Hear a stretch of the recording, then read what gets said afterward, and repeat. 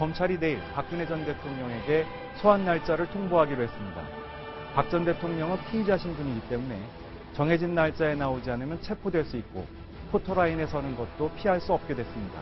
오늘의 뉴스톱10 1위로 선정했습니다. 네, 오늘 1위 소식 오후에 들어온 소식입니다. 검찰이 박근혜 전 대통령의 소환 날짜를 내일 통보하겠다고 밝혔습니다. 생각보다 빠르게 진행이 되는 것 같은데요. 이 이야기 먼저 나눠보겠습니다. 사실 노무현 전 대통령이 검찰에 출석할 당시는 어떤 절차가 있지 않았습니까?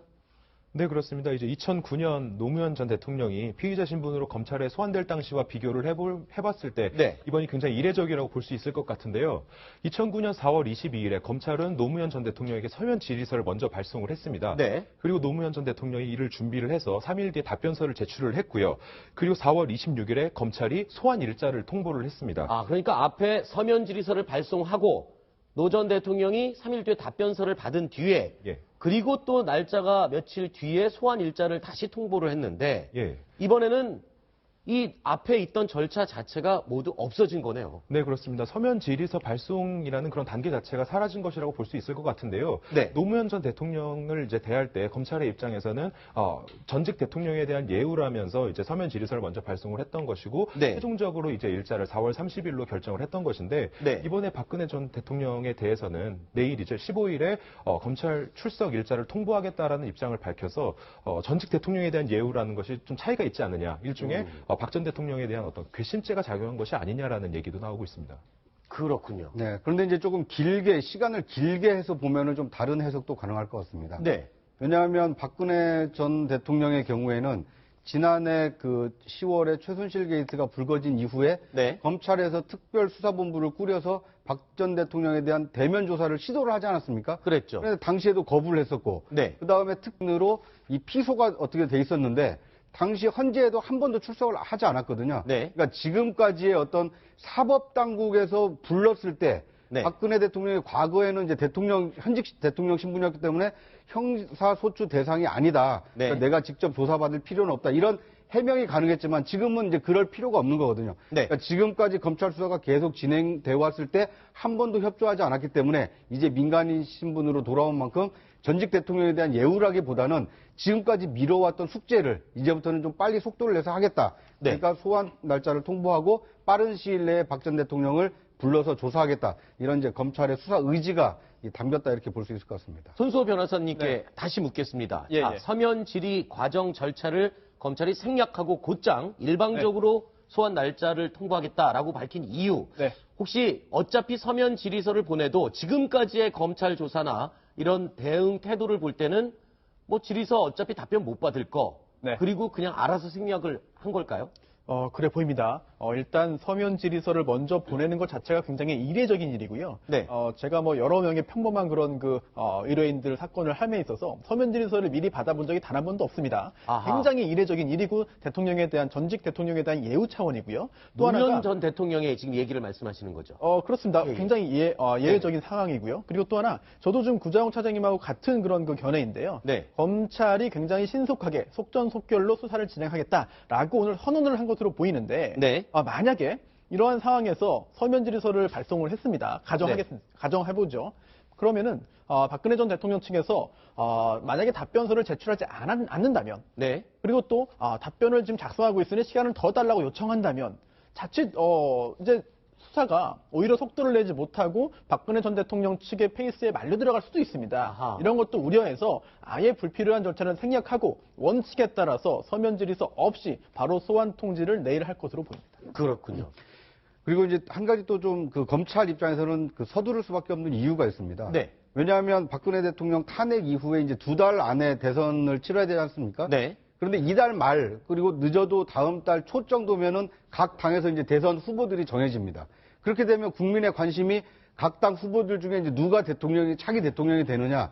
그래서 4월 초순 이후면 검찰에서 아무리 박 전 대통령에 대해서 수사를 의지를 가지고 하고 싶다 하더라도 이 국민 관심을 받기가 좀 어렵거든요. 네. 그에 비해서 후보들이 정해지기 이전, 그러니까 이달 말까지 상황으로 보면 이 박 전 대통령에 대한 검찰의 수사가 어떻게 될 것이냐, 이거에 대한 관심이 좀 높을 때 검찰이 뭔가 이 성과를 내려고 하는 측면도 좀 있어 보입니다. 그렇군요. 일단은 속도를 내서 성과를 내고 싶다. 자, 성과를 내고 싶다면 어떤 성과인지가 궁금하거든요. 만약에 손수호 변호사께서 검사라면 빨리 이렇게 조속히 불러서 뭘 제일 먼저 확인하고 묻겠습니까? 사실 그 검찰이 정치기관이 아니기 때문에 또 정치인도 아니죠, 검사가. 네. 당연히 그 피의자인 박근혜 전 대통령의 혐의를 밝히고 과연 기소를 어떻게 할 것인가. 네. 이 부분 기소하기 위한 그런 그 질문들을 하게 됩니다. 네. 피의자 신문이 이루어지겠는데요. 혐의가 13가지이기 때문에 그에 대해서 자세히 다 물어볼 것입니다. 그건 검사가 잘 할 테고요.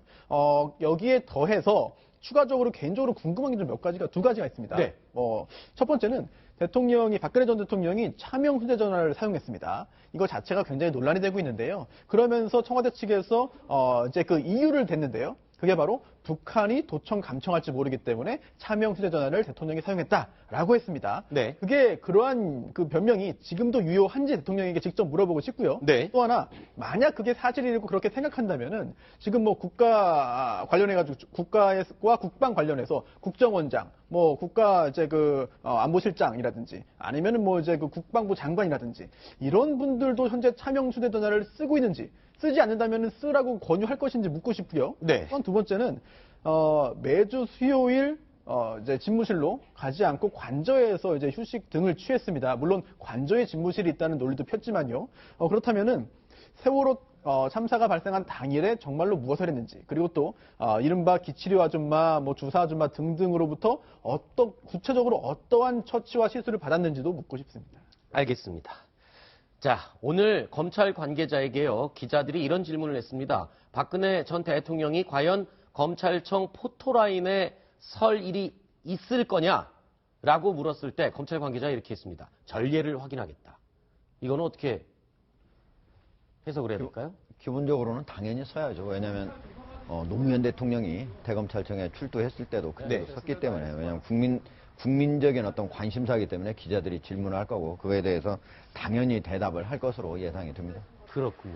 그러면 조사는 어떻게 검찰청 내에서 그대로 하게 될까요? 조사 장소나 방법에 대해서도 기자들이 많이 궁금해하고 있습니다. 이게 기본적으로 전직 대통령이기 때문에 네. 평검사가 조사한다고 보기 어렵고 네. 부장검사가 직접 조사한다고 볼 수 있고요. 대개 저렇게 오면은 서울지검장이 자기 방으로 모셔가지고 네. 차 한 잔 정도 하고 이런저런 많이 협조를 좀 해주십시오. 이런 얘기 한 다음에 이제 부장검사가 직접 조사를 하는 방식으로. 되게 지금 현재는 이제 서울중앙지검의 7층에 네. 녹화 영상실이 있거든요. 아무래도 거기에 들어가서 조사를 할 것으로 예상이 됩니다. 지금 말씀하셨는데 녹화 영상실에서 조사할 것으로 예상이 된다. 그런데요, 특검에서 이런 얘기를 했습니다. 이 녹화 영상 녹화실에서 조사받는 부분 때문에 출석을 거부하고 대면 조사를 거부했다라고 알려지고 있거든요. 네. 자, 녹화 영상 어떤 부분 때문에 이렇게 거부를 해왔던 건가요? 네, 일단 그 청와대 측에서는 대면 조사 일정을 잡았지만 2월 네. 9일로 잡았지만 이제 특검 측에서 먼저 언론에 그 이야기를 했기 때문에 약속이 파기되어서 조사 못 받겠다라고 네. 대외적으로 밝혔는데요. 하지만 이규철 당시 특검부는 이렇게 말했습니다.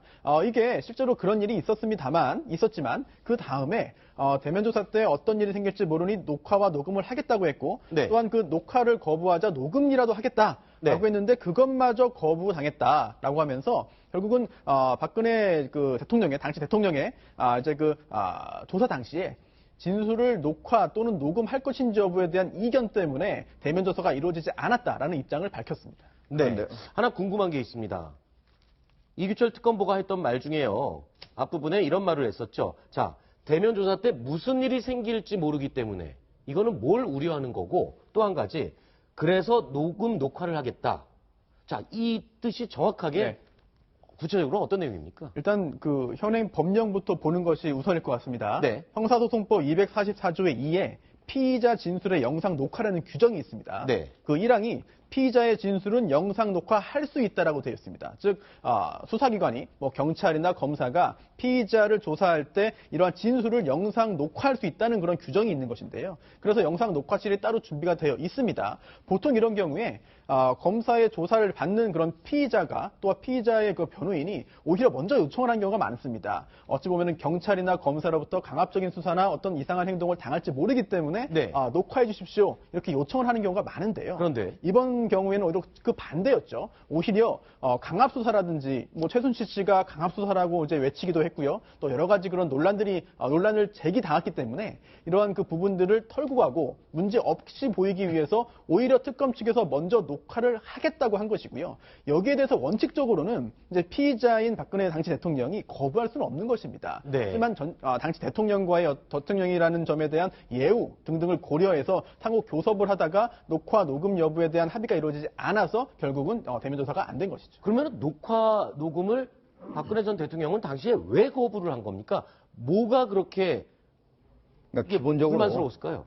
지금 예를 들면은 네. 검찰 측에서는 청와대에 가서 조사를 할 경우에는 만약에 영상 녹화를 안 하게 되면은 중간에 조사가 중단될 사안도 있을 수 있습니다. 네. 대통령이 너무 검사가 나한테 이런 식으로 질문하고 난 도저히 이렇게 강압적으로 난 조사 더 이상 못 받겠다. 1시간 받다 딱 끝나고 그냥 끝났습니다. 근데 네. 그런 경우에 영상 녹화가 없게 되면은 서로 공방이 이루어질 수 있습니다. 그러잖아요. 그렇군요. 검찰에서는 우린 진짜 형사소송법상 절차에 따라서 했는데 그랬더니 대통령은 또 그게 아니다 이렇게 얘기할 수도 그러기 때문에 그런 논란을 없애기 위해서 녹화를 하자고 한 거고 이번 같은 경우에는 그때만 하더라도 대통령 신분이기 때문에 형사소추를 당하지 않을 수 있었기 때문에 그렇지만 지금은 전직이잖아요. 그렇기 때문에 이제는 그런 것들에 대해서 전직 대통령하고는 그거에 대해서 협의를 할 필요가 없습니다. 그전에는 협의를 할 필요가 있었지만 지금은 그러니까 검찰에서 영상 녹화를 하든 안 하든 이건 우리가 알아서 한다. 어디로 불러서 조사를 하든 이것도 우리가 알아서 한다. 네. 그렇기 때문에 소환 조사 그리고 당연히 영상 녹화실에서 하게 되는 겁니다. 그렇군요. 노무현 전 대통령의 검찰 조사 때는 녹화가 이루어졌습니까? 아니요, 그렇지 않았습니다. 당시에도 규정에 따르면 할 수는 있었습니다만, 네. 저희 검찰에서 먼저 녹화를 이렇게 요청하지는 않았는데요. 네. 물론 중요한 전례가 될 수 있겠습니다만, 당시에도 녹화 안 했기 때문에 이번에도 전직 대통령 조사 당시에 녹화할 수 없다, 하지 않을 것이다, 라고 보기는 어려울 것 같습니다. 네.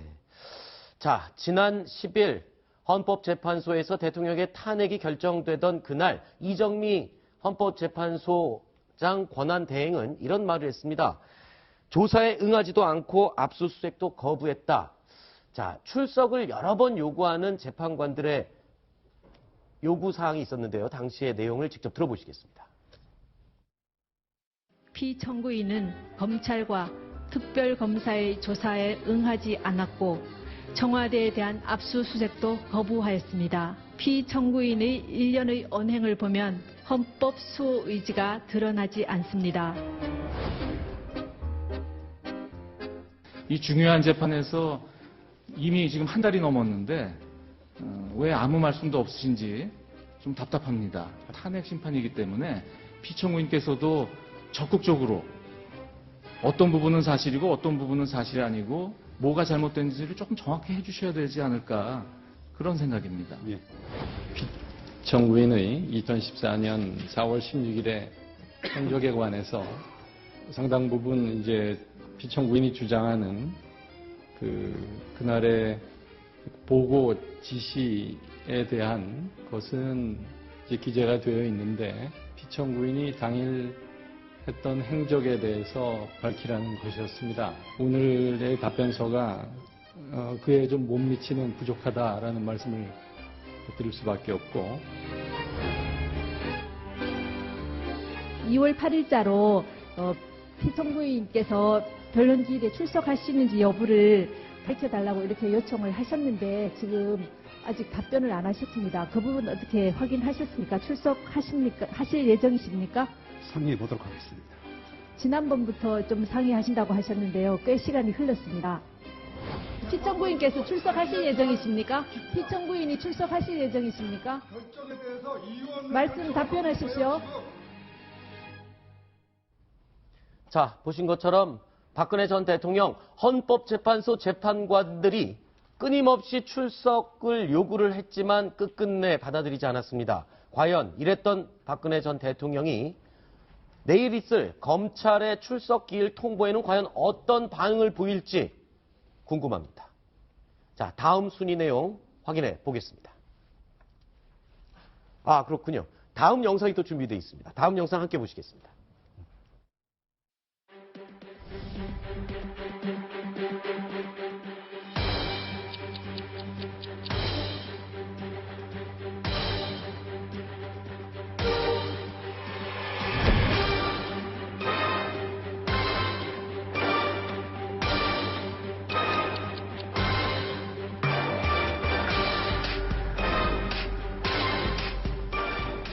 방문 목적만 말씀해 주세요. 방문 목적. 방문 목적만 알려주세요. 목적만 좀 알려주세요. 한명숙 씨가 진술 거부했죠? 저도 진술을 안 하겠다는데 왜 자꾸 이렇게 물으세요?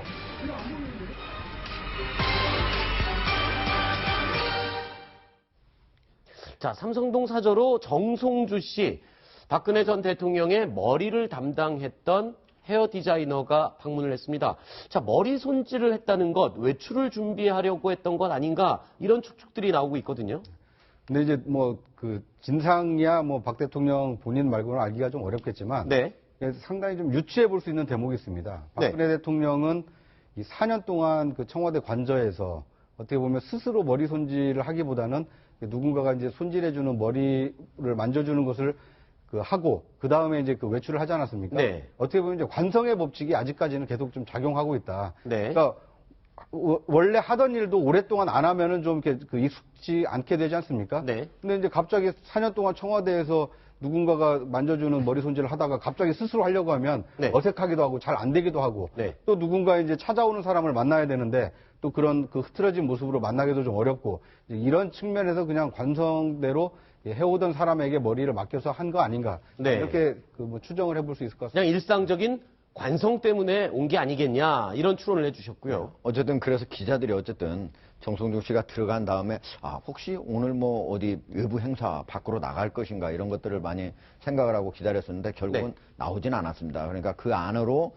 들어간 어떤 사람을 만나기 위해서 머리 손질을 하지 않았을까 이렇게 추측을 해봅니다. 네. 네, 그래서 이건 좀 여담이긴 한데요. 제가 이제 어제 정성주 원장을 만나러 그 청담에 있는 그 미용실을 찾아갔었는데 그 실제로 만났습니다. 만났는데 답변을 거부를 하더라고요. 이렇게 앉아서 이제 그 다른 이제 안내하는 분이랑 잡담을 하고 있던 중에 저를 손님으로 착각을 해서 웃으면서 맞이를 하다가 기자라는 사실을 알고는 이제 다시 표정이 딱 굳는 모습이었는데 그때 제가 뭐 실제로 박근혜 전 대통령이 이제 나오던 날 그날도 머리 손질을 해줬냐 이렇게 뭐 물어보니까 왜 그런 것까지 알려고 하냐, 그런 사소한 것까지 알려고 하느냐라면서 답변을 피했습니다.